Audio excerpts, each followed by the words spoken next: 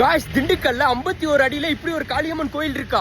நீங்க திண்டுக்கல் போறீங்க அப்படின்னா கண்டிப்பா இந்த ஸ்ரீ வைஷ்ணவி காளியம்மன் கோயில கிராஸ் பண்ணி தான் போயிருப்பீங்க. உண்மையிலே இந்த ஸ்ரீ வைஷ்ணவி அம்மன் கோயில ட்ரோன் வியூல பார்க்க அவ்வளவு அழகா இருக்குங்க. அது மட்டும் இல்லாம பேக் சைடுல மலைக்கோட்டை தெரியுற ஒரு வியூ இருக்கு பாருங்க, உண்மையிலே நல்லா இருக்குங்க. ஒரு மாதிரி இந்த கோயில்ல ஒரு நிம்மதியான ஃபீலையும் ஒரு பாசிட்டிவான வைப்பையும் இந்த கோயிலுக்குள்ள போகும்போது கண்டிப்பா நீங்க ஃபீல் பண்ணுவீங்க. முக்கியமா இந்த ஸ்ரீ வைஷ்ணவி அம்மன் அழகா பாக்குறதுக்காகவே இந்த கோயிலுக்கு நீங்க வரலாங்க. அவங்க மட்டும் இல்லாம பாலமுருகன், துர்கை அம்மன், வைஷ்ணவி தேவி, கருப்பண சுவாமி, காலபைரவர் இவங்க எல்லாரையும் இங்கே உங்களால பார்க்க முடியும். இந்த கோயில் உண்மையிலே ரொம்பவே சக்தி வாய்ந்த கோயிலுங்க. இந்த அம்மன் கேட்டவங்களுக்கு கண்டிப்பா கொடுப்பாங்க அப்படின்றது இங்க இருக்கிற மக்களோட நம்பிக்கை. கேட்டவருக்கு கேட்டவரும் தரும். நம்ம அம்மா சக்திவான கோயிலுங்க.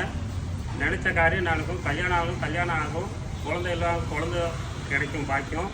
அதே மாதிரி இங்க வந்துட்டே இருந்தா சரி, நினைச்ச காரியம் நடக்கும். நீங்க திண்டுக்கல்ல இருக்கீங்க அப்படின்னா கண்டிப்பா இந்த வைஷ்ணவி அம்மனை ஒரு டைம் ஆவது பார்க்க மிஸ் பண்ணிடாதீங்க. இந்த கோயிலை ரீச் பண்ண 51 feet Kaliamman temple Dindigul type பண்ணீங்கன்னா எக்ஸாக்ட் லொகேஷன் காட்டும். திண்டுக்கல் டு பழனி ரோட்ல ஜஸ்ட் ஒரு 3 கிலோமீட்டர்ல இந்த ஒரு பிரம்மாண்டமான ஸ்ரீ வைஷ்ணவி காளியம்மன் கோயில் லொகேட் ஆயிருக்குங்க. இங்க வைஷ்ணவி அம்மன் 51 அடியிலும் ஸ்ரீ முத்துமாரி அம்மன் 17 அடியிலும் ரொம்பவே அழகா காட்சி கொடுத்துட்டு இருக்காங்க. நீங்க ஆல்ரெடி இந்த கோயிலை விசிட் பண்ணிருந்தா கண்டிப்பா கமெண்ட்ல சொல்லுங்க. இங்க ஸ்ரீ வைஷ்ணவி அம்மனுக்கு சாற்றப்பட்ட சேலை வேணும்னாலும் இங்க நீங்க வாங்கிக்கலாம். இந்த கோயில் ஆல்ரெடி நீங்க விசிட் பண்ணல அப்படின்னா கண்டிப்பா ஒரு டைம் ஆவது விசிட் பண்ணுங்க. இந்த மாதிரி திண்டுக்கல் அப்டேட்ஸ்க்கு நம்ம ஐடியா ஃபாலோ பண்ணிக்கோங்க. வேற ஏதாவது டவுட் இருந்தா கேளுங்க. Love you all. Bye by.